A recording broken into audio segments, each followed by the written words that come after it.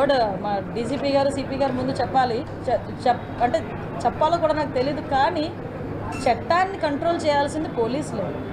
చట్టాన్ని పోలీసులు చేతిలోకి తీసుకోవడం ఏంటి?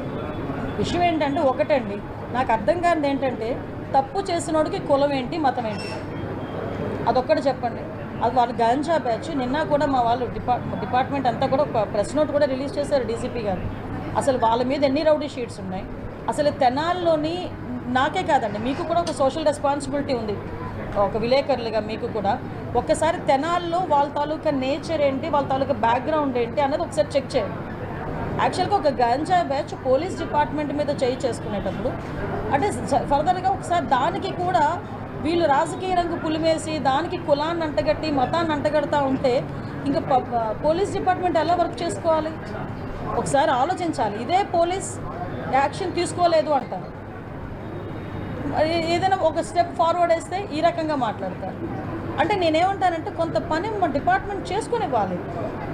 అలాగని ఇప్పుడు అమాయకులను ఎవరిని కూడా మేము పడితే, ఇప్పుడు నేను ఒకటే మాట్లాడుతున్నానండి, ఇదే ఇప్పుడు ఎక్స్-సీఎం ఇప్పుడు ఈయన జగన్మోహన్ రెడ్డి ఏదేదో మాట్లాడుతున్నారు, ట్వీట్లో ఏదో పడుతున్నారు, రేపు కూడా వస్తారు అంటున్నారు.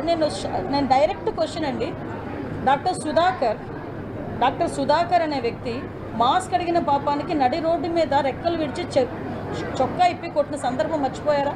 మరి ఆ రోజు ఎందుకు మాట్లాడలేదు జగన్మోహన్ రెడ్డి?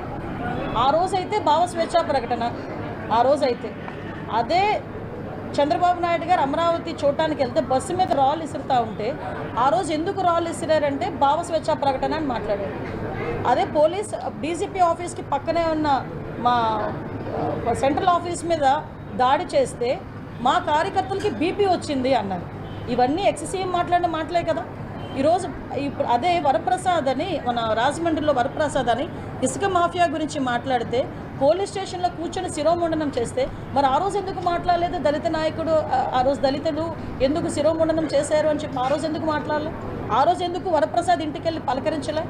ఆ రోజు ఎందుకు డాక్టర్ సుధాకర్ ఇంటికి వెళ్ళి పలకరించలే? ఆ రోజు ఎందుకు ప్రవీణ్ ఇంటికి వెళ్ళి పలకరించలే?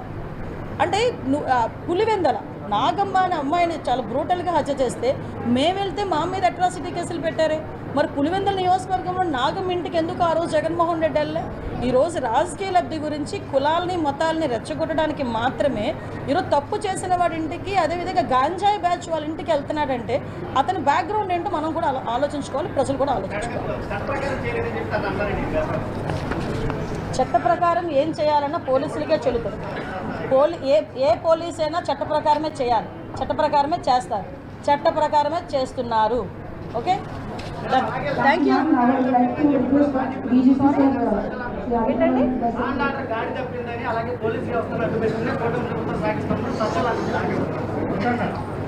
అంటే సజ్జల గారికి అది అర్హత లేదండి. ఎందుకంటే నేను మాట్లాడుతున్నాను,